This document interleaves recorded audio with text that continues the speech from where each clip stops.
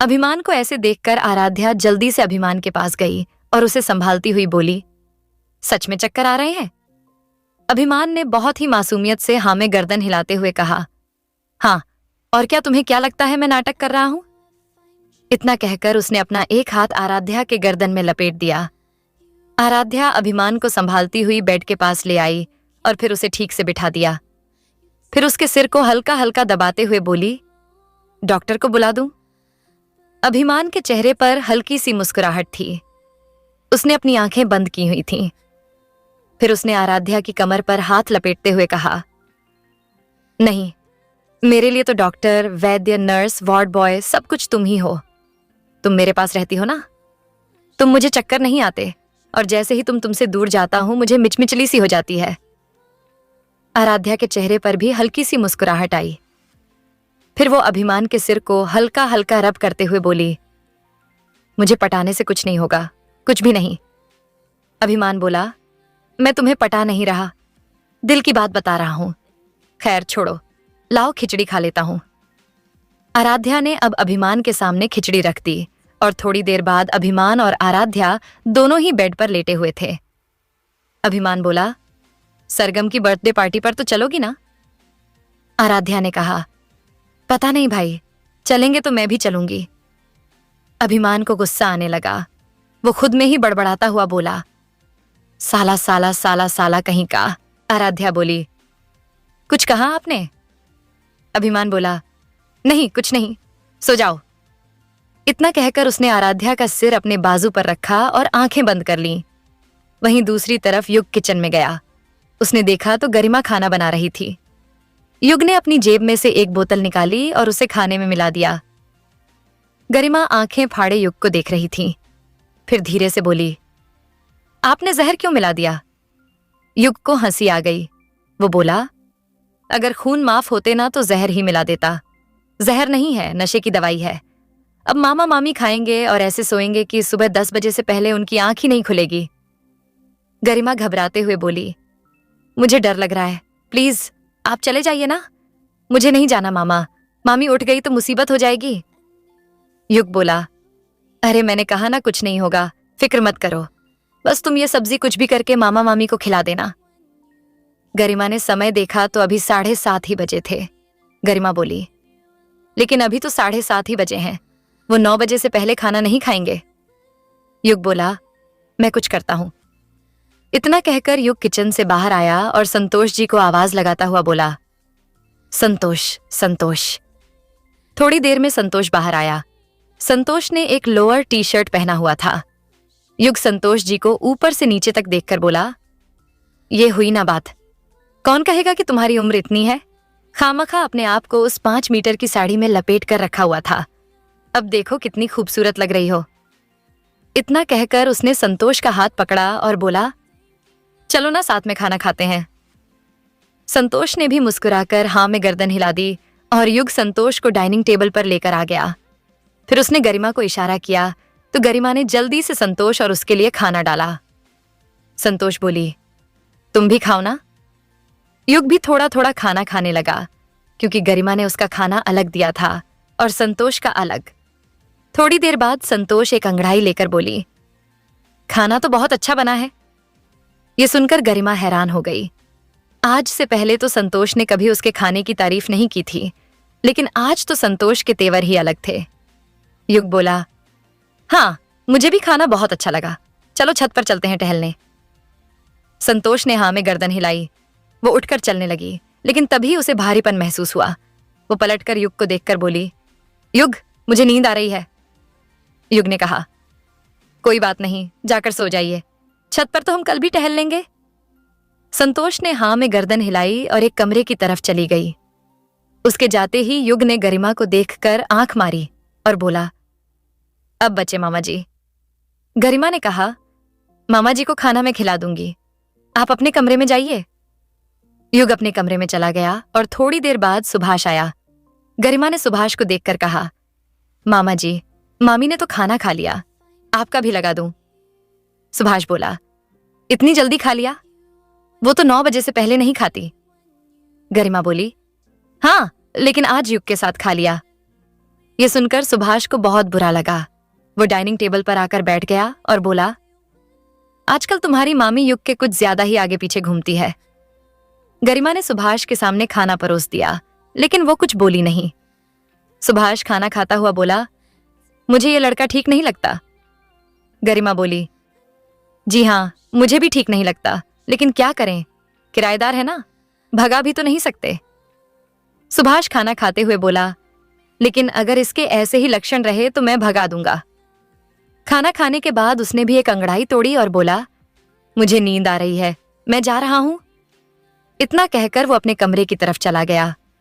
कमरे में आकर उसने देखा तो गरिमा तो संतोष गहरी नींद में सो रही है। सुभाष संतोष के पास लेटता हुआ बोला, बुढ़ी घोड़ी लाल लगाम, उस आजकल के लड़के ने तारीफ क्या कर दी, ये उलटे सीधे कपड़े पहनने लगी, बेवकूफ औरत। गरिमा ने जल्दी जल्दी किचन का काम खत्म किया और एक बार मामा मामी के कमरे में झांक कर देखा। दोनों ही गहरी नींद में सो रहे थे और तभी पीछे से युग ने धीरे से कहा, देखा, मैंने कहा था ना। युग के अचानक से बोलने से गरिमा डर गई और वो हल्की सी पलटी। उसका बैलेंस बिगड़ने ही वाला था कि युग ने एक हाथ उसकी कमर पर डालकर उसे पकड़ लिया। गरिमा को युग के इस अचानक से पकड़ने से अजीब सा महसूस हुआ। युग और गरिमा एक दूसरे को देख रहे थे। कुछ देर एक दूसरे को ऐसे ही देखने के बाद गरिमा ने अपना हाथ युग के हाथ पर रखा और उसे अपनी कमर से हटाने की कोशिश करने लगी। युग अपने होश में आया और उसने गरिमा की कमर से अपना हाथ हटाकर कहा, चलो अब जल्दी से रेडी हो जाओ, चलते हैं। गरिमा ने हाँ में गर्दन हिलाई।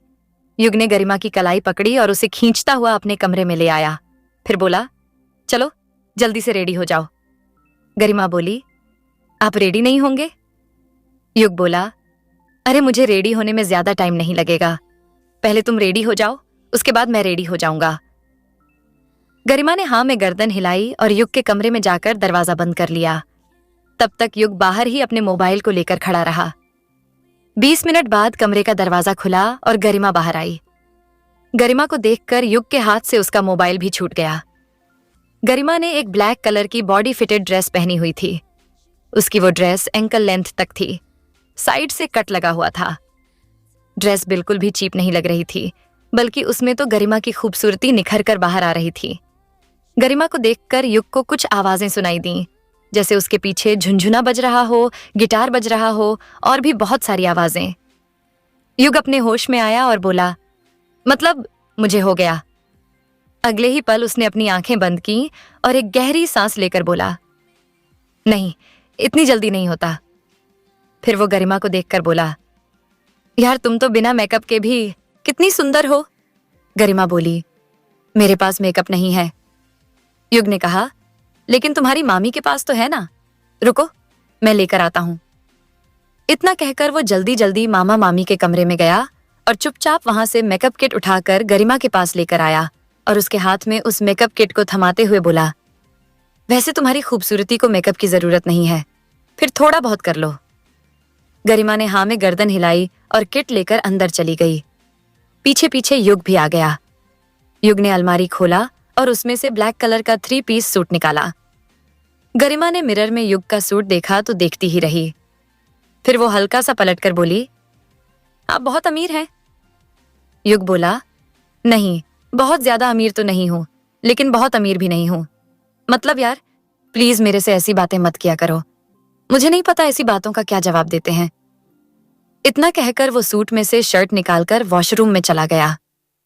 थोड़ी देर बाद वो तौलिए से अपने बाल साफ करके आया और तब तक गरिमा ने भी हल्का फुल्का मेकअप कर लिया था। फिर वो युग को देखकर बोली, अच्छी लग रही हूं? युग ने हल्की सी हाँ में गर्दन हिलाई और बोला, अच्छी नहीं, बहुत अच्छी लग रही हो। मुझे समझ नहीं आता तुम इतनी खूबसूरत हो उसके बाद भी ऐसे क्यों रहती हो। गरिमा का चेहरा उतर गया। फिर वो बोली, भाई आएंगे ना, फिर मैं उनके साथ चली जाऊंगी। फिर ऐसे नहीं रहूंगी, मैं भी अच्छी अच्छी ड्रेस पहनूंगी, शॉपिंग करूंगी, मॉल में जाऊंगी, बड़ा मजा आएगा। मेरा भाई बहुत अच्छा है, वो मुझे बहुत प्यार करता है। युग अब शांत हो गया, लेकिन फिर कुछ सोचकर बोला, अच्छा बाहर जाओ, मुझे चेंज करना है। गरिमा ने हाँ में गर्दन हिलाई और चुपचाप बाहर चली गई। उसके जाने के बाद 20 मिनट बाद युग भी बाहर आया। गरिमा की नजर भी युग पर ही टिक गई। गरिमा बोली, आप भी बहुत हैंडसम हो। युग बोला, है ना? हूं ना मैं बहुत हैंडसम, बस मेरे बाप को नहीं लगता। गरिमा हैरानी से युग को देखने लगी तो युग बोला, हाँ सच कह रहा हूं, मेरे पापा को ना मैं बिल्कुल हैंडसम नहीं लगता, जबकि मेरी माँ है ना, वो बस सारा दिन मेरी नजर उतारती रहती है। गरिमा बोली, आपके मम्मी पापा भी आएंगे? युग बोला, नहीं यार, मम्मी पापा नहीं आएंगे, बच्चों की पार्टी है ना। युग गरिमा बोली, बच्चे मतलब वहां छोटे छोटे बच्चे भी आएंगे? युग ने हंसकर कहा, छोटे बच्चे मतलब हमारे खानदान के बच्चे, मतलब हम सारे भाई और भाभी, बस और कोई नहीं आएगा। वो क्या है ना, हम लोग सीनियर के साथ पार्टी नहीं करते, अच्छा नहीं लगता। गरिमा ने हाँ में गर्दन हिलाई। युग ने गरिमा का हाथ पकड़ा और धीरे कदमों से घर से बाहर आ गया। बाहर आकर गरिमा ने देखा तो ब्लैक कलर की एक कार खड़ी थी और उसके साथ एक बॉडीगार्ड और ड्राइवर भी थे। युग गरिमा को लेकर उस कार के पास आया और फिर उसने एक जेंटलमैन की तरह गरिमा के लिए दरवाजा खोला और उसे बैठने का इशारा किया। गरिमा ने धीरे से कहा, ये कार आपकी है? युग बोला, मेरी नहीं है, पापा की है, बैठो ना। इतना कहकर उसने गरिमा को हल्का सा पुश किया और गरिमा गाड़ी में बैठ गई। उसने दरवाजा बंद किया। थोड़ी देर बाद युग भी आकर गाड़ी में बैठ गया। ड्राइवर और बॉडीगार्ड भी गाड़ी में बैठ गए। ड्राइवर ने गाड़ी स्टार्ट कर दी। जैसे ही गाड़ी स्टार्ट हुई वैसे ही गरिमा का दिल जोरों से धड़कने लगा। वो पहली बार ऐसी किसी पार्टी में जा रही थी। न जाने कितने सालों बाद वो घर से बाहर निकली थी, जबकि युग बहुत खुश था, अपनी फैमिली से मिलने वाला था, सबसे मिलने वाला था। आज सारे भाई मिलकर मस्ती करने वाले थे। थोड़ी देर में उसने गरिमा को देखा तो गरिमा अपनी घबराहट को कंट्रोल करने की कोशिश कर रही थी। युग ने गरिमा का हाथ पकड़ा तो गरिमा का हाथ ठंडा हो चुका था। युग ने गरिमा के हाथ को अपने दोनों हाथों में लेकर हल्का सा रब किया और बोला, मैं हूं ना, डर क्यों रही हो? देखना, वहां तुम्हें बड़ा मजा आएगा। गरिमा ने हल्की सी हाँ में गर्दन हिलाई और फिर लड़खड़ाती जुबान से बोली, वो मैं बहुत दिनों बाद बाहर निकली हूं ना, इसीलिए थोड़ी सी घबराहट हो रही है। युग बोला, अच्छा, कितने दिनों बाद घर से बाहर निकली हो? गरिमा बोली, 4 साल बाद। ये सुनकर युग की आंखें हैरानी से फैल गईं। वो बोला, 4 साल बाद? तुम पढ़ाई नहीं करती? गरिमा ने कहा, वो मैंने बस स्कूल पास किया है, उसके बाद मामा मामी ने पढ़ने की परमिशन नहीं दी। उन्होंने कहा, या तो तुम पढ़ सकती हो या तुम्हारा भाई, और भाई पढ़ने में बहुत इंटेलिजेंट था, इसीलिए भैया ही पढ़े। युग बोला, तुम्हारे भाई ने कभी तुम्हारे लिए फाइट नहीं की? मतलब उन्होंने कभी नहीं कहा कि तुम्हें भी पढ़ना चाहिए? गरिमा ने नजरें नीची करके कहा, नहीं, मतलब की थी, लेकिन मामा मामी ने साफ साफ बोला था कि तुम में से किसी एक को ही पढ़ाएंगे। युग बोला, पता नहीं कैसे माँ मामा मामी है, खैर छोड़ो, जो बीत गया सो बीत गया, अब अपने आने वाले कल पर बारे में सोचो। लेकिन तभी बॉडीगार्ड ने कहा, सॉरी मैम, सर ने ही कहा है कि मैडम आएगी तो उसे अंदर मत आने देना। वैदेही को अब हल्का सा गुस्सा आया और वो वापस तेज कदमों से जाने लगी। खुद में बड़बड़ाती हुई जा रही थी, अच्छा ही है, मैं तो वैसे भी यहां नहीं रहना चाहती, अपने भाई के घर चली जाऊंगी। इतना कहकर वो जैसे ही हाउस के बड़े से लोहे के गेट के पास पहुंची, वैसे ही वहां खड़े वॉचमैन ने कहा, सॉरी मैम, आप बाहर नहीं जा सकती। अब तो वैदेही का गुस्सा और बढ़ गया। उसने पलटकर सामने देखा तो शाश्वत अपने कमरे की बालकनी में खड़ा हुआ उसे देख रहा था। इस वक्त शाश्वत के चेहरे पर एक मुस्कुराहट थी। उसके हाथ में एक कॉफी का मग था। वो हल्का सा झांक कर बोला, बीवी, कॉफी पियोगी? वैदेही नम आंखों से शाश्वत को देखकर बोली, हम अंदर बैठकर भी बात कर सकते हैं, सबके सामने सीन क्रिएट करने की जरूरत नहीं है। दूसरी तरफ देव ने ब्लैक सूट पहना हुआ था। वो खुद को मिरर में देख रहा था और उसमें दो राय नहीं थी कि देव बहुत हैंडसम था। देव अपनी बॉडी पर परफ्यूम मारता हुआ बोला, सरगम, पार्टी में आज ही जाना है। सरगम, जो कि क्लोजेट की ओर थी, वो अपनी साड़ी ठीक करती हुई बाहर आई। देव ने सरगम को देखा तो देखता ही रहा। सरगम ने रेड कलर की चिफॉन की साड़ी पहनी थी और उसमें दो राय नहीं थी कि वो भी बहुत सुंदर लग रही थी, लेकिन उसका चेहरा उतरा हुआ था। देव बोला, अब तुम्हारे चेहरे पर 12 क्यों बजे हैं? सरगम ने हल्की सी नामे गर्दन हिलाई और बोली, नहीं, बस ऐसे ही, चलिए। फिर वो मन ही मन खुद से बोली, देव ने बस बर्थडे पूछ लिया, लेकिन आज विश नहीं किया। ठीक है, मत करो विश, मैं भी नहीं करूंगी। इतना कहकर वो देव के पास आई और बोली, चलें। देव ने हाँ में गर्दन हिलाई और सरगम की कलाई पकड़कर कमरे से बाहर ले आया। देव ने आज सबको मना कर दिया था कि कोई भी सरगम को बर्थडे विश नहीं करेगा। पूरे मेंशन में किसी ने सरगम को बर्थडे विश नहीं किया। देव सरगम को सीढ़ियों से होता हुआ नीचे लेकर आया और दृष्टि की तरफ देखकर बोला, माँ, हम लेट हो जाएंगे। दृष्टि बोली, हाँ ठीक है, लेकिन बहू का ध्यान रखना। देव बोला, हाँ हाँ रख लूंगा। इतना कहकर वो सरगम को लेकर चला गया। उसके जाते ही आर्या बोली, इतनी बड़ी पार्टी ऑर्गेनाइज कर ली और उस बच्ची को पता भी नहीं। दृष्टि ने कहा, अब पता नहीं जूनियर्स के दिमाग में क्या क्या चलता है, भगवान ही जाने। बस मैं तो यही चाहती हूं कि सारे बच्चे आपस में प्यार से रहें, नहीं तो आजकल का माहौल तो बहुत खराब है। आर्या, पता है ना, भाई भाई का सगा नहीं होता। मैं तो रोज भगवान को धन्यवाद देती हूं कि कम से कम हमारे बच्चे ऐसे नहीं हैं। दूसरी तरफ वेदांत और सार्थक भी तैयार होकर हॉल में खड़े हुए थे। तभी शौर्य अपने फोन की स्क्रीन स्क्रॉल करता हुआ बोला, क्यों भाई, बड़ों को क्यों नहीं इनवाइट किया? वेदांत ने तो शौर्य की बात इग्नोर कर दी। वो तो बस सीढ़ियों की तरफ देख रहा था, बस एक नजर वामिका को देखना चाहता था। बहुत मुश्किल से उसने वामिका और सिद्धि को अपने साथ पार्टी में आने के लिए मनाया था। इतने में शौर्य फिर बोला, कुछ पूछ रहा हूं, बड़ों को इनवाइट क्यों नहीं किया? वेदांत ने इस बार भी जवाब नहीं दिया और तभी सार्थक बोला, अरे पापा, क्या हो आप क्या करोगे बच्चों की पार्टी में? शौर्य बोला, बच्चे हो तुम लोग? सार्थक ने कहा, आपके लिए तो बच्चे ही हैं हम लोग। प्लीज ना पापा, आपने भी तो अपनी उम्र में मस्ती की होगी, अब हम सब बड़ों के साथ अनकंफर्टेबल हो जाते हैं।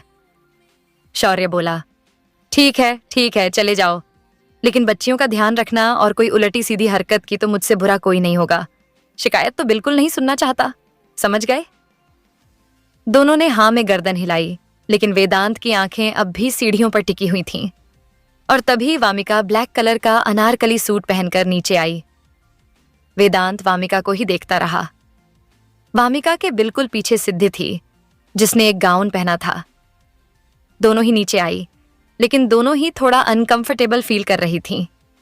अचानक ही वेदांत ने वामिका की कलाई पकड़ी और उसे अपने साथ खींचता हुआ बोला, चलो ना, बहुत खूबसूरत लग रही हो, जल्दी चलो वरना लेट हो जाएंगे।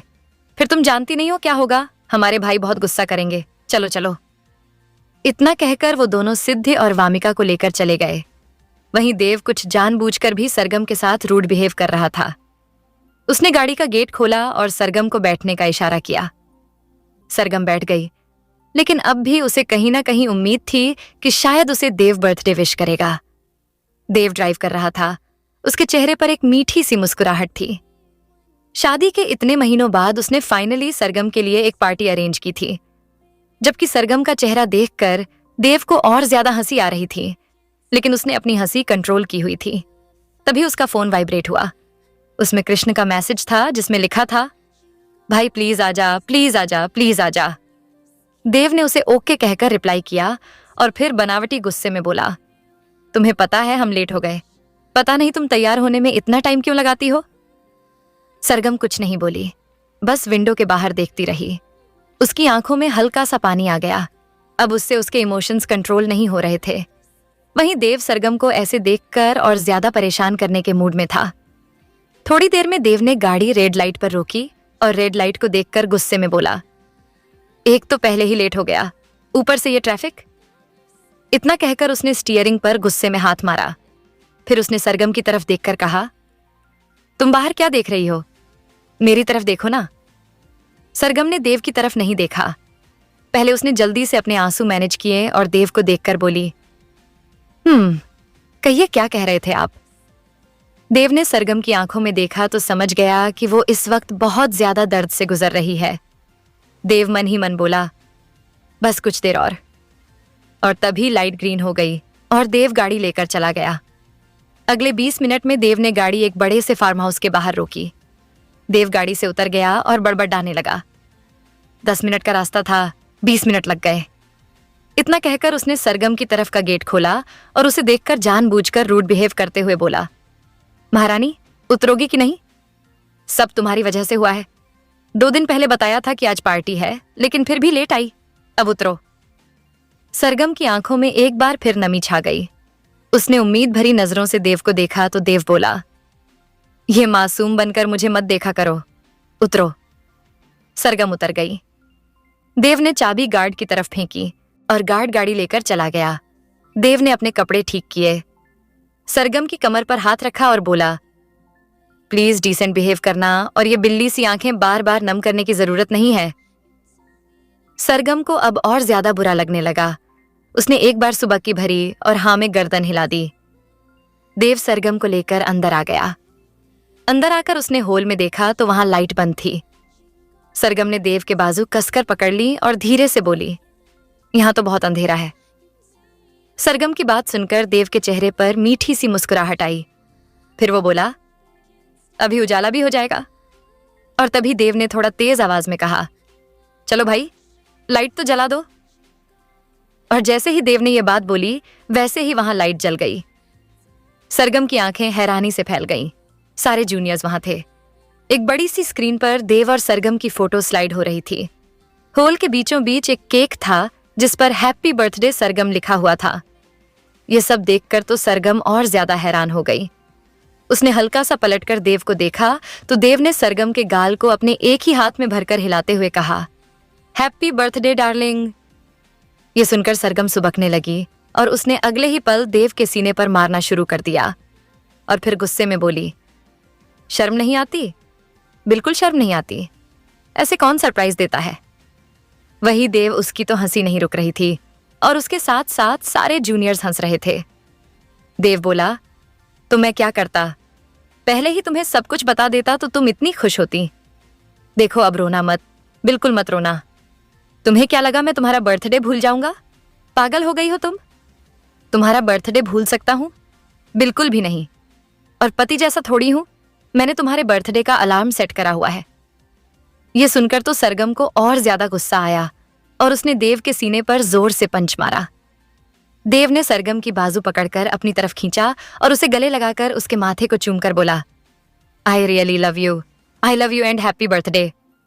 सरगम सुबकते हुए बोली, बहुत बुरे हो आप, बहुत बुरे, बहुत ज्यादा बुरे। तभी कृष बोला, ठीक है बहुरानी, अब केक काट लो। सरगम ने फिर सबको देखा। वहां अभिमान अकेला था।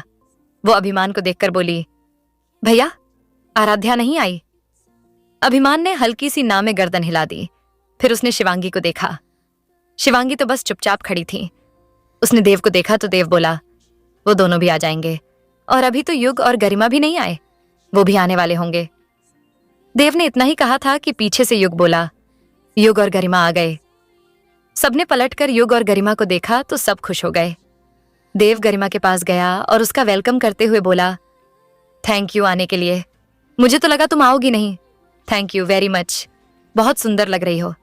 चलो आओ, तुम्हें सबसे मिलवाता हूं। गरिमा देव के साथ अंदर आ गई। देव ने सबसे पहले गरिमा को सरगम से मिलवाया और फिर सरगम ने गरिमा को सबसे मिलवा दिया। देव की नजर अब भी मेन गेट की तरफ थी। उसने अभिमान को देखा तो अभिमान ने कंधे उठाकर कहा, मैंने तो बहुत कोशिश की थी, लेकिन वो अपने भाई के बिना नहीं आएगी। मैं आना नहीं चाहता था, लेकिन तूने इतनी जिद की तो आ गया। तभी शिवांगी बाहर की तरफ भागी। देव, अभिमान और कृष तीनों ने एक साथ कहा, तितली आराम से गिर जाओगी। लेकिन शिवांगी को कुछ सुनाई नहीं दे रहा था। वो तो बस भागे जा रही थी।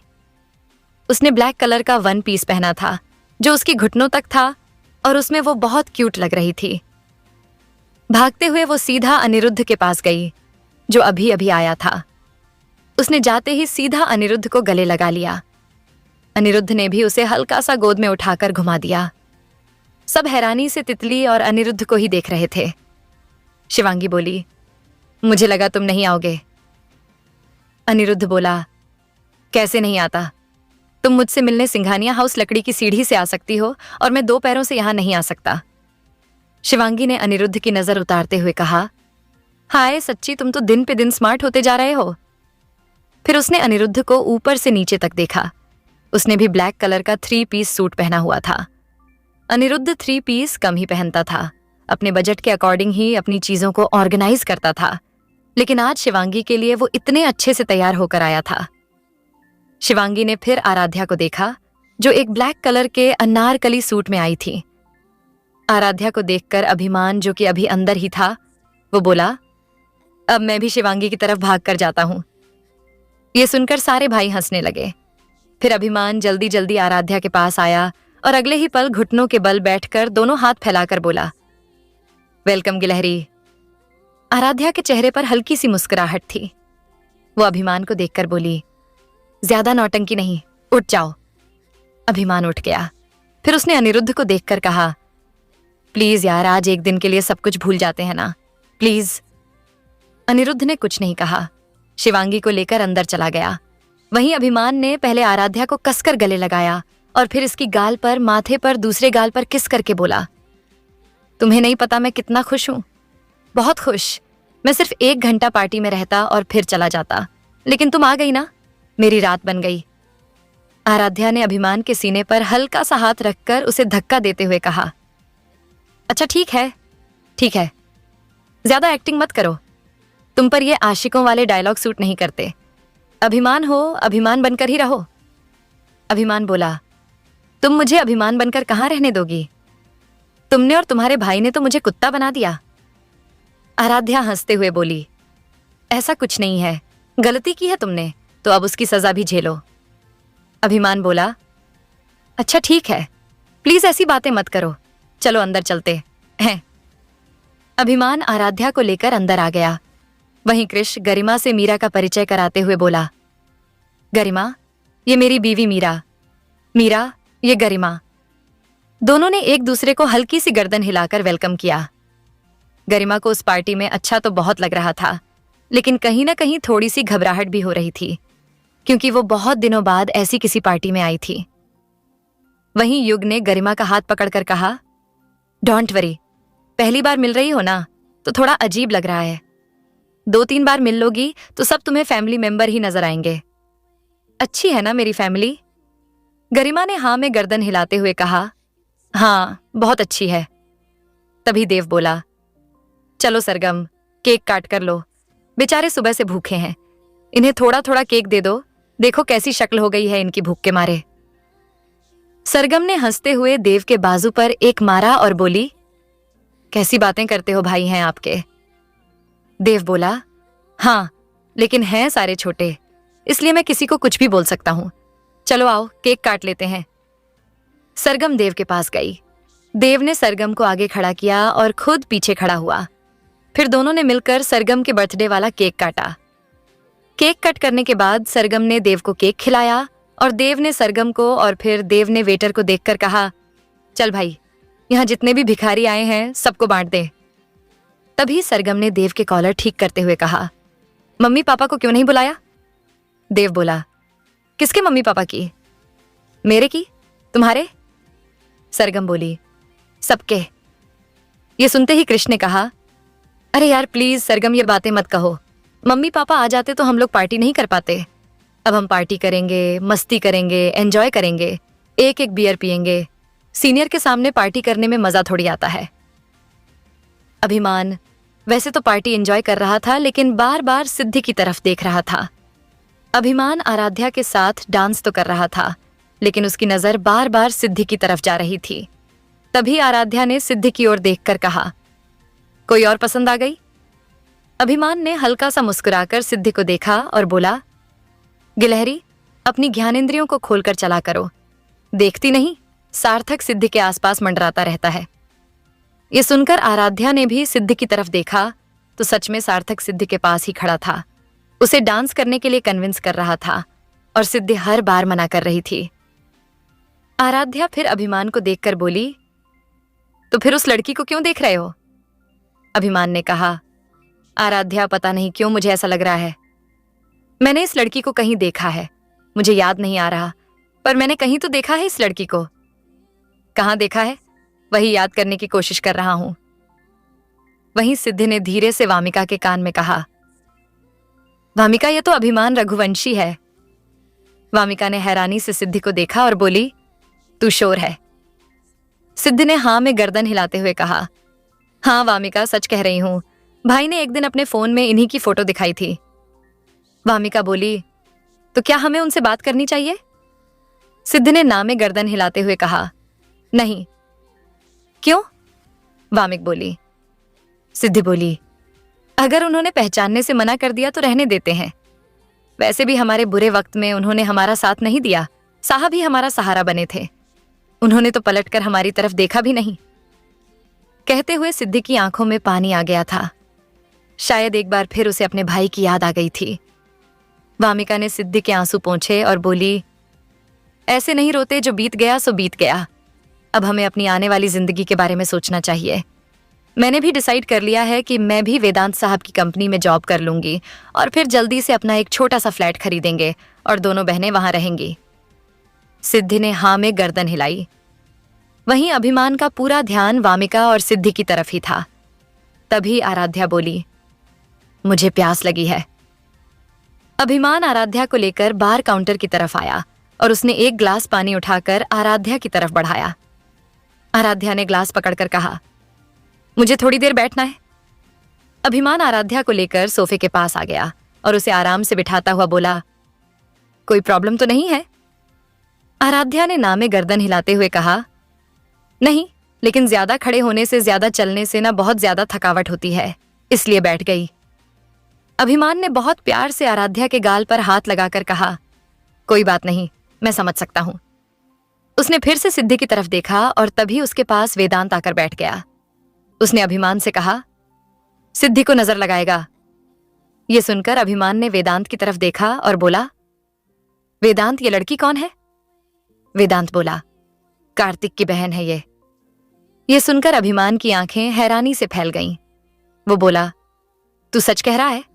ये कार्तिक की बहन है? वेदांत ने हाँ में गर्दन हिलाई और बोला, सच कह रहा हूं, ये कार्तिक की बहन है। इतना कहकर उसने अपना फोन निकाला और कुछ फोटोग्राफ अभिमान को दिखाई, जिसमें कार्तिक सिद्धि और वामिका के साथ था। अब तो अभिमान और ज्यादा हैरान हो गया। वह बोला, वही मैं सोचूं, मैंने सिद्धि को कहां देखा है? ये कार्तिक की बहन है। इतना कहकर उसने सिद्धि की तरफ देखा तो अभिमान के ऐसे देखने से सिद्धि एकदम से घबरा गई। अभिमान ने उसे हाथ उठाकर इशारा करते हुए कहा, ए सिद्धि, यहां आ। अभिमान ने उसे इतनी हक से बुलाया था कि सिद्धि को समझ ही नहीं आया वो क्या करे। अभिमान ने फिर वामिका को देखकर कहा, तुम कार्तिक की गर्लफ्रेंड हो ना? वामिका भी एकदम से घबरा गई। फिर उसने भी हल्की सी हाँ में गर्दन हिलाई। अभिमान बोला, दोनों यहां आओ। सिद्धि और वामिका एक दूसरे को देखने लगी, फिर धीरे कदमों से उनके पास आकर खड़ी हो गई। अगले ही पल अभिमान ने सिद्धि की कलाई पकड़ी और उसे अपने पास वाले सोफे पर बैठाता हुआ बोला, यहां बैठो। सिद्धि चुपचाप बैठ गई और वामिका अभी भी खड़ी थी। वेदांत ने भी वामिका की कलाई पकड़कर अपने पास बैठा लिया। अभिमान सिद्धि को देखकर बोला, जब कार्तिक की डेथ हो गई थी तब तुम मुझसे मिलने क्यों नहीं आए? ये सुनकर सिद्धि की आंखें भीग गईं। फिर वो सुबकते हुए बोली, आई थी, लेकिन वॉचमैन ने अंदर नहीं जाने दिया। ये सुनकर अभिमान को बहुत बुरा लगा, बहुत ज्यादा। वो बोला, तो ऑफिस मिलने आ जाती? सिद्धि ने भी धीरे से सुबकते हुए कहा, ऑफिस भी आई थी, लेकिन वहां भी वॉचमैन ने कहा कि अभिमान रघुवंशी से मिलना इतना आसान नहीं है, तो इसीलिए इससे आगे सिद्धि बोल ही नहीं पाई। उसके मुंह से आवाज ही नहीं निकल रही थी। उसका गला पूरी तरीके से भर चुका था। वामिका जल्दी से सिद्धि के पास आई और उसने उसके चेहरे को अपने पेट से लगाकर शांत कराने की कोशिश करने लगी, लेकिन सिद्धि का रोना बढ़ गया। वामिका की आंखों में भी पानी आ गया था। उसने जैसे तैसे अपने आंसू कंट्रोल किए और सिद्धि को समझाते हुए बोली, सिद्धि, बस शांत हो जा। अभिमान के चेहरे पर पछतावा साफ नजर आ रहा था। उसने एक नजर वेदांत को देखा तो वेदांत बोला, इट्स ओके, अब ये दोनों ठीक हैं, हमारे साथ ही रहती हैं। अब तुझे इसकी टेंशन लेने की जरूरत नहीं है। मैं हूं ना, मैं संभाल लूंगा। लेकिन फिर भी अभिमान ने सिद्धि के हाथ को पकड़कर कहा, I am sorry Siddhi, I am really very sorry. मुझे नहीं पता मैं तुमसे कैसे माफी मांगू, लेकिन जैसे तुम कार्तिक की बहन थी ऐसे ही मेरी भी बहन हो। बस मैं भाई का फर्ज नहीं निभा पाया। मैं तुम्हें एक्सप्लेन नहीं कर सकता, लेकिन मैं भी बहुत परेशान था पिछले दिनों। पता नहीं मुझ पर भी क्या कुछ बीती है। मेरी गलती है, मुझे सच्चाई का पता लगाना चाहिए था। फिलहाल तुम्हें एक्सप्लेन नहीं करूंगा, लेकिन I am really very sorry. Siddhi ने आंखें आंसू पोंछे और अभिमान की तरफ देखकर कहा, मैं आपसे शिकायत नहीं कर रही, लेकिन कार्तिक भैया कहते थे कि जब भी किसी भी चीज की जरूरत हो तो अभिमान के पास जाना, और मैं आई भी थी, पर निराशा ही हाथ लगी। अभिमान ने बिल्कुल शिवाय की तरह अपने कान पकड़े और रुहासी आवाज में कहा, I am sorry, I am really very sorry. आज मैं तुमसे प्रॉमिस करता हूँ, आज के बाद ऐसा नहीं होगा कि तुम मेरे पास आओ और मैं तुम्हारी मदद ना करूं। और तभी सार्थक वहां आया और अपने झूठे मुट्ठे आंसू पोंछता हुआ बोला, मैं तो इमोशनल हो गया, मुझे तो रोना आ रहा है। फिर उसने सिद्धि वामिका को देखकर कहा, देखा, तुम दोनों यहाँ आ गई तो अभिमान से भी मिल ली, वरना सारी जिंदगी अभिमान भाई को गलत समझती रहती। इतना कहकर उसने सिद्धि की कलाई पकड़ी और बोला, चलो ना डांस करते हैं, देखो भैया भाभी कितने अच्छे से डांस कर रहे हैं। इतना कहकर वो जबरदस्ती सिद्धि को अपने साथ ले गया। सिद्धि अब सार्थक को मना नहीं कर पाई और उसके साथ डांस करने लगी। वामिका कुछ देर तक वहीं खड़ी रही, फिर वो भी एक दूसरी तरफ चली गई। अभिमान ने वेदांत को देखा तो वेदांत बोला, मैं हूं ना, सब ठीक है।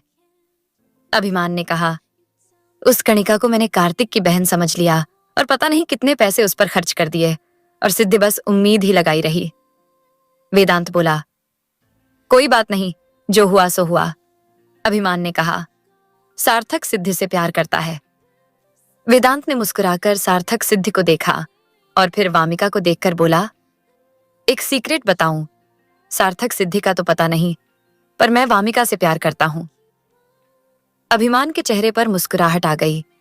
फिर वो वेदांत को देखकर बोला, सच में बिल्कुल नानू पर गए हो।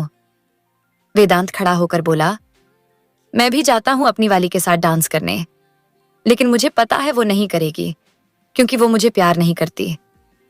पर मुझे अपने प्यार पर यकीन है, एक ना एक दिन जरूर करेगी, जैसे आराध्या तुझे करती है। आराध्या ने वेदांत को देखा तो वेदांत ने आराध्या को आंख मारी और बोला, तुम्हारी शक्ल पर दिखता है, समझ आई बहुरानी। इतना कहकर वो वामिका के पास चला गया। उसने वामिका को डांस के लिए अप्रोच किया, लेकिन वामिका ने मना कर दिया। वामिका के मना करने के बाद वेदांत बोला, ठीक है, मत करो, मैं गाना ही चेंज करवा देता हूं, वही लगवा दूं, ओ एथी ए ए। वामिका के चेहरे पर हल्की सी मुस्कुराहट आ गई। वो बोली, साहब सच में डांस करने का मन नहीं है। वेदांत बोला, देखो, मैं सार्थक जैसा नहीं हूं कि जबरदस्ती तुम्हारा हाथ पकड़ूं और तुम्हें डांस फ्लोर पर ले जाऊं। मेरे लिए तुम्हारी मर्जी बहुत जरूरी है, लेकिन तुम ऐसे दुखी दुखी रहती हो तो मुझे अच्छा भी नहीं लगता। एक दिन के लिए, बस एक दिन के लिए अपने पास्ट को भूल नहीं सकती? एक दिन के लिए इस लम्हे को जी नहीं सकती? एक दिन के लिए अपने मन के घोड़े की लगाम छोड़ नहीं सकती? बस एक दिन के लिए? वामिका हैरानी से वेदांत को देख रही थी। उसे कभी कभी लगता था वेदांत के अंदर ज्ञान का सागर है। वेदांत बोला, इतनी हैरानी से क्या देख रही हो? वो मैं अपनी भाभी और माँ दोनों की बात बहुत ध्यान से सुनता हूं ना, इसलिए मुझे इतना ज्ञान है। इतना कहकर वेदांत ने अपने कॉलर बड़े घमंड के साथ ऊपर किए। वामिका बोली, अच्छा चलिए हम भी डांस करते हैं। वेदांत के चेहरे पर बड़ी सी मुस्कुराहट आई और वो बहुत इज्जत के साथ वामिका को डांस फ्लोर पर ले गया। दूसरी तरफ पीहू और अवनीत दोनों ही कपल डांस कर रहे थे। पीहू का मूड बहुत खराब था और अवनीत की नजर पीहू से हट नहीं रही थी। पीहू बोली, तुम मुझे ऐसे मत देखा करो, मुझे गुस्सा आता है। अवनीत बोला, अरे अपनी बीवी को ही देख रहा हूं ना, किसी दूसरी की बीवी को तो नहीं देख रहा हूं। पीहू बोली, मैं तुमसे इतनी बार डिवोर्स मांगती हूं, तुम मुझे डिवोर्स क्यों नहीं दे देते? मैं नहीं रह सकती तुम्हारे साथ, तुम क्यों मेरे पीछे पड़े हुए हो? अवनीत के चेहरे पर पहले उदासी आई, पता नहीं पीहू कब ठीक होगी। फिर उसने पीहू के गाल पर हल्का सा हाथ रखकर कहा, क्योंकि मेरे अलावा तुम्हें कोई नहीं झेल सकता, इसलिए मैं तुम्हें डिवोर्स नहीं देता। पीहू ने अपना चेहरा दूसरी तरफ घुमाते हुए कहा, रहने दो, मुझे ऐसी बातें बिल्कुल अच्छी नहीं लगती। अवनीत ने इस बार जवाब नहीं दिया। वहीं दूसरी तरफ युग तो पूरे जोश में डांस कर रहा था, लेकिन गरिमा थोड़ा अनकंफर्टेबल फील कर रही थी। युग बोला, अरे कर लो ना डांस। गरिमा ने थोड़ा सा घबराते हुए कहा, मामा मामी उठेंगे तो नहीं? युग बोला, अरे टेंशन मत लो, अब वो कभी नहीं उठेंगे। ये सुनकर गरिमा ने हैरानी से युग को देखा तो युग बोला, अरे मजाक कर रहा हूं यार, सुबह से पहले नहीं उठेंगी, चलो ना हम डांस करते हैं। इतना कहकर उसने गरिमा के दोनों हाथों को पकड़ लिया और जबरदस्ती कपल डांस करने लगा। गरिमा पहले तो अनकंफर्टेबल फील करने लगी, लेकिन फिर धीरे धीरे वो भी युग के साथ नाचने लगी। 1-2 घंटे में ही गरिमा उस माहौल में थोड़ी घुल मिल गई थी। अब तो वो पूरे फ्री होकर डांस कर रही थी। कृष्ण ने जब गरिमा को ऐसे देखा तो उसे कहीं ना कहीं तसल्ली हुई। वो खुद से बोला, गौरव की की सजा इस लड़की को नहीं मिलनी चाहिए, चाहे कुछ भी हो जाए, इस लड़की की रिस्पॉन्सिबिलिटी मैं लूंगा। और तभी उसके पास मीरा आई और बोली, चलिए ना मिस्टर रघुवंशी, हम भी डांस करते हैं।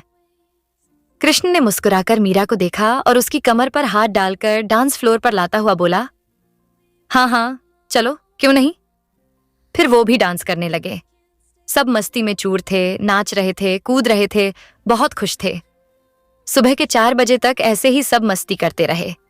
बस आराध्या थी जो अभिमान के कंधे पर सर रखकर बैठी हुई थी और अभिमान एक हाथ से उसके बालों को सहला रहा था। थोड़ी देर में आराध्या सो गई। अभिमान ऐसे ही बैठा रहा, आराध्या की नींद खराब नहीं करना चाहता था। उसने अनिरुद्र और शिवांगी को देखा जो डांस फ्लोर पर डांस कर रहे थे। अनिरुद्र को तो ज्यादा डांस करना आता नहीं था, लेकिन शिवांगी वो तो पूरी मस्ती में कूद रही थी। बस शिवांगी को अपने आसपास अनिरुद्र चाहिए था, बाकी कुछ नहीं। अनिरुद्र भी उसकी खुशी के लिए डांस करने की कोशिश कर रहा था।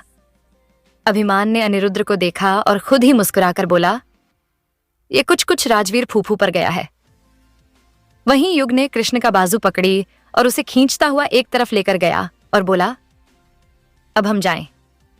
कृष्ण बोला, हाँ चला जा, लेकिन जितना हो सके गरिमा से अपनी दोस्ती बढ़ा, इतनी दोस्ती कि वो तुझ पर आंख बंद करके विश्वास करे। युग ने हल्का सा पलटकर गरिमा को देखा और फिर कृष्ण से बोला, वो बहुत सीधी है। कृष्ण ने कहा, इसलिए तो कह रहा हूं, वो बहुत सीधी है। किसी की बातों में ना आ जाए, इसलिए तू उसे अपनी बातों में ले आ, समझ रहा है ना। युग बोला, भाई तू कभी ये तो नहीं सोच रहा कि मैं उसे पटा लूं। कृष्ण ने कहा, अगर पटा लेगा तो और भी अच्छी बात है। अगर तुझे लगता है कि गरिमा तेरी अच्छी लाइफ पार्टनर बन सकती है तो हर्ज ही क्या है। युग ने एक बार फिर हल्का सा पलटकर गरिमा को देखा और फिर बोला, इस बारे में बाद में बात करेंगे, फिलहाल मैं उसे लेकर जाता हूं। कृष्ण ने हाँ में गर्दन हिलाई और युग गरिमा के पास आया और फिर बोला, अब चलें। गरिमा मीरा के साथ डांस कर रही थी। वो बोली, थोड़ी देर और रुकते हैं ना। युग के चेहरे पर बड़ी सी मुस्कुराहट आ गई। वो बोला, आने के लिए तैयार नहीं थी, अब जाने के लिए तैयार नहीं हो। युग ने एक बार फिर कहा, चलो गरिमा, वापस चलना है, मामा मामी उठ गए तो प्रॉब्लम हो जाएगी। गरिमा ने युग को देखकर बच्चों सा मुंह बनाया और बोली, थोड़ी देर और। युग के चेहरे पर मुस्कुराहट बड़ी हो गई। वो बोला, चलो। इतना कहकर उसने गरिमा की कलाई पकड़ी, सबको बाएं कहा और उसे खींचता हुआ गाड़ी के पास ले आया। लेकिन उस वक्त वहां ड्राइवर नहीं था। युग ने इधर उधर देखा तो उसे ड्राइवर दिखाई ही नहीं दिया। उसने हल्का सा गाड़ी के शीशे के अंदर देखा तो चाबी लगी हुई थी। युग ने वहीं खड़े गार्ड से कहा, ड्राइवर से कह देना गाड़ी में ले गया। गार्ड ने हाँ में गर्दन हिलाई। युग ने गरिमा को गाड़ी में बैठाया और खुद ड्राइविंग सीट पर बैठ गया। युग ने ड्राइव स्टार्ट कर दी। 10 मिनट गाड़ी चलाने के बाद युग ने देखा तो गरिमा अब भी डांस कर रही थी। अब युग को गरिमा पर शक होने लगा। उसने गाड़ी किनारे लगाई और गरिमा को देखा तो गरिमा अब भी थिरक रही थी। युग को समझते देने लगी कि पार्टी में इसने कुछ तो उल्टा सीधा पी लिया। युग ने गरिमा की बाजू पकड़कर हिलाते हुए कहा, गरिमा, गरिमा कैसे बिहेव कर रही हो।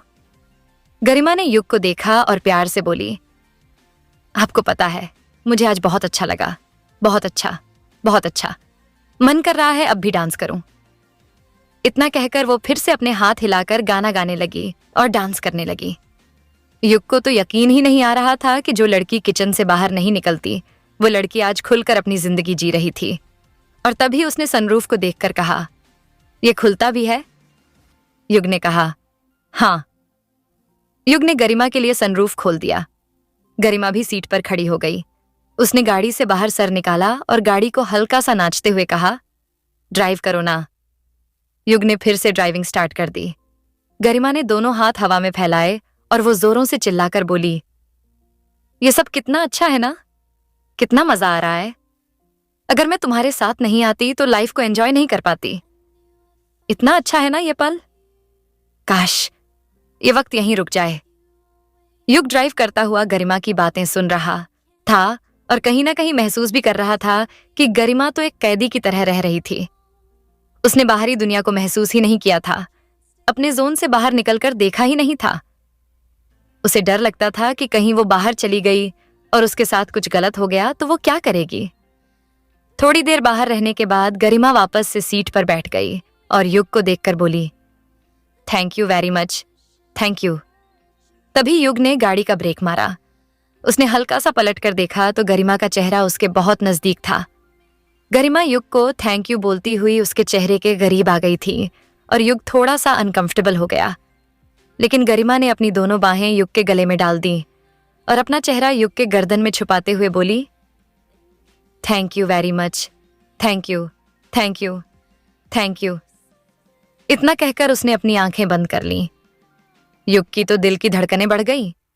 एक तो पहले ही कृष्ण ने उसके मन में गरिमा के लिए ख्याल डाल दिया था और अब गरिमा का इतना करीब आना युग को थोड़ा सा बेचैन कर रहा था। उसने गरिमा को खुद से थोड़ा दूर किया तो गरिमा ने आंख खोलकर युग को देखा। फिलहाल दोनों एक दूसरे को देख रहे थे। गरिमा पर नशे का असर दिखाई दे रहा था। उसने युग के होठों को हल्का सा चूम लिया और फिर से पीछे होकर बैठ गई। वहीं युग ने अपनी आंखें कसकर बंद कर लीं और खुद से ही बोला, वो नशे में है, ऐसा कुछ नहीं है। वो नशे में है, ऐसा कुछ नहीं है। उसने अपनी बढ़ती हुई धड़कनों को कंट्रोल किया और तभी उसका फोन वाइब्रेट हुआ। युग ने फोन देखा तो उसमें देव का मैसेज था जिसमें लिखा था, तू गलती से मेरी गाड़ी ले गया। मैंने डिक्की में सरगम के लिए सरप्राइज प्लान किया था और तू उसे लेकर चला गया, बेवकूफ इंसान। युग ने रिप्लाई किया, ओ भाई इतना गुस्सा क्यों कर रहा है, मुझे क्या पता, वापस लेकर आता हूं। देव ने कहा, रहने दे, वैसे भी तेरी भाभी को नींद आ रही है, मैं उसे घर लेकर जा रहा हूं, तू ये सरप्राइज गरिमा को दे दे। युग की तो पहले ही हालत खराब थी। देव की बात सुनकर और ज्यादा हो गई। वो बोला, ठीक है मैं देख लूंगा। कितना कहकर वो गाड़ी से बाहर उतरा। उसने डिक्की खोलकर देखी तो उसकी आंखें हैरानी से फैल गईं और तभी गरिमा भी गाड़ी से उतरकर युग के पास आ गई। उसने डिक्की को देखा तो उसके अंदर बहुत सारे रेड बैलून थे, छोटा सा केक रखा था। उन सबको देखकर गरिमा एकदम से उछल गई। वो बोली, ये सब तुमने मेरे लिए किया? युग हैरानी से गरिमा को देख रहा था। उसे समझ नहीं आया वो क्या कहे, हाँ कहे कि ना कहे। गरिमा उन बैलून को देखकर खुश हो रही थी। फिर उसने केक देखकर कहा, यह भी मेरे लिए है। युग को कुछ समझ ही नहीं आ रहा था। उसने हल्की सी हाँ में गर्दन हिला दी। गरिमा ने केक ऐसे ही उठा लिया। बहुत छोटा सा केक था, सिर्फ 2 जनों के लिए। गरिमा ने वहीं डिक्की में रखा एक चाकू उठाया और उससे केक कट करती हुई बोली, हैप्पी बर्थडे गरिमा। यह सुनकर युग हैरान हो गया। गरिमा ने एक टुकड़ा उठाया और युग की तरफ बढ़ाते हुए कहा, मेरा भी आज बर्थडे है, लेकिन मेरे लिए कोई सरप्राइज प्लान नहीं करता, मुझे कोई गिफ्ट नहीं देता, मुझे मेरे लिए कोई पार्टी अरेंज नहीं करता। युग हैरानी से गरिमा को देख रहा था और कहीं ना कहीं उसके दर्द को समझ भी रहा था। फिर उसने मुस्कुराकर कहा, अगर तुम पहले बता देती तुम्हारा बर्थडे है तो तुम्हारे लिए भी पार्टी अरेंज करता, तुम्हारे लिए भी केक मंगवा देता। गरिमा बोली, और तुम क्यों मंगवाते, तुम मेरे कुछ लगते थोड़ी हो। इतना कहकर उसने युग के मुंह में पूरा केक ठूंस दिया और हंसने लगी और फिर बचा हुआ केक खुद खाते हुए बोली, चलो कोई बात नहीं, अब मेरा बर्थडे भी सेलिब्रेट हो गया, लेकिन ये मेरी लाइफ का सबसे अच्छा बर्थडे है। पहली बार मैंने अपने बर्थडे पे इतना एंजॉय किया है, वरना तो रोज जैसा एक दिन आता था और चला जाता था। इतना कहकर गरिमा वहीं डिक्की की सीट पर ही बैठ गई। उसकी आंखों में हल्का सा पानी आ गया। युग को समझ नहीं आ रहा था वो इस सिचुएशन को कैसे हैंडल करे, लेकिन फिर उसने हिम्मत करते हुए गरिमा के आंसू पोंछे और बोला, नेक्स्ट ईयर तुम्हारा बर्थडे बहुत धूमधाम से मनाऊंगा, अब चलें। गरिमा ने एक नजर युग को देखा और फिर अपनी बाहें युग पर लपेट दी। वहीं युग को ऐसा लग रहा था जैसे आज उसे हार्ट अटैक आ जाएगा। जो लड़की उसे ठीक से बात नहीं करती वो बार बार उसके करीब आ रही है, और ये बात युग को कहीं ना कहीं हजम नहीं हो रही थी। वो समझ रहा था कि गरिमा ने ड्रिंक की है या फिर कुछ उल्टा सीधा पी लिया। आखिर युग ने गरिमा को उठाया, लेकिन गरिमा ने फिर भी युग को खुद से दूर नहीं किया, बल्कि उसे कसकर गले लगाकर धीरे से बोली, तुम मुझे प्यार करोगे? यह सुनकर युग की आंखें हैरानी से फैल गईं। कुछ देर तक युग के लिए तो जैसे वक्त रुक ही गया था, लेकिन फिर उसने धीरे धीरे अपनी बाहें गरिमा पर लपेट दी और उसे अपनी बाहों में जकड़ते हुए कहा, हाँ करूंगा, बहुत प्यार करूंगा। तुम फिक्र मत करो, तुम्हारा सारा दर्द अब मेरा है। बस तुम मुझ पर ट्रस्ट करना। मैं तुम्हें इस दुनिया से निकालकर बहुत दूर ले जाऊंगा, बहुत दूर, जहां सिर्फ मैं, तुम और खुशियां होंगी। गरिमा ने हल्का सा नम आंखों से युग को देखा तो युग से अब कंट्रोल नहीं हुआ। उसने धीरे धीरे गरिमा के होंठों पर अपने होंठ रख दिए और उसे एक मीठी सी किस में शामिल कर लिया। कुछ देर तक दोनों ऐसे ही एक दूसरे को किस करते रहे। युग ने फिर गरिमा के सर को अपने सीने से लगाया और बोला, तुम्हें सुबह उठकर भूल तो नहीं जाओगी? गरिमा ने हैरानी से युग को देखा और ना में गर्दन हिलाते हुए कहा, अब मैं तुम्हें कभी नहीं भूलूंगी, कभी नहीं, कभी भी नहीं। युग के चेहरे पर एक मुस्कुराहट आ गई। फिर उसने गरिमा का हाथ पकड़ा और उसे गाड़ी के पास लेकर आया और फिर उसे बिठाते हुए बोला, अब शांति से बैठ जाओ, घर चलना है। गरिमा ने हाँ में गर्दन हिलाई। युग ड्राइविंग सीट पर बैठ गया। कुछ देर बाद उसने गाड़ी संतोष और सुभाष जी के घर के बाहर रोकी। उसने गरिमा को आराम से गाड़ी से उतार लिया, लेकिन गरिमा ठीक से चल भी नहीं पा रही थी। कुछ तो उसे नींद आ रही थी, कुछ उसे नशा भी हो गया था। युग ने जैसे तैसे घर के दरवाजे खोले और फिर गरिमा को सोफे पर बिठाया। उसने मेन गेट जल्दी से बंद किया और गरिमा का हाथ पकड़कर कहा, चलो अपने कमरे में चलो। गरिमा ने नामे गर्दन हिला दी। गरिमा सोफे पर ही लेट गई और बड़बड़ाने लगी, मुझे अब नींद आ रही है, मैं अब यहीं सो रही हूं। युग ने गरिमा को जबरदस्ती गोद में उठा लिया।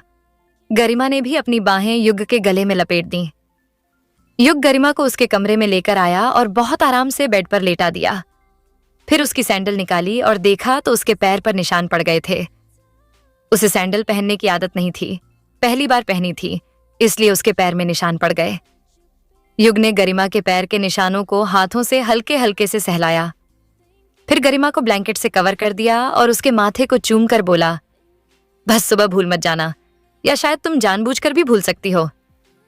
इतना कहकर युग ने अलमारी में से एक नाइट सूट निकाला और गरिमा के बेड पर रख दिया, ताकि सुबह जब वो उठे तो उसे पहन ले और मामा मामी को कुछ पता ना चले। युग फिर चुपचाप अपने कमरे में आकर लेट गया, लेकिन अब उसे नींद नहीं आ रही थी। सुबह के 5 बज गए थे, लेकिन युग की नींद तो गरिमा लेकर चली गई, वो भी बस एक रात में। युग दोनों हाथ अपने गर्दन के नीचे लगाए और सीलिंग को देखकर बोला, हो गया क्या या बाकी है? लेकिन उसने तो बोल दिया ना। उसने होश में थोड़ी बोला है। अरे बेहोशी में ही सही, लेकिन बोला तो है ना। सुबह बात करूं क्या? वो बात करेगी पता नहीं यार। मेरी लव स्टोरी इतनी कॉम्प्लिकेटेड क्यों है? Love story? मेरी क्या?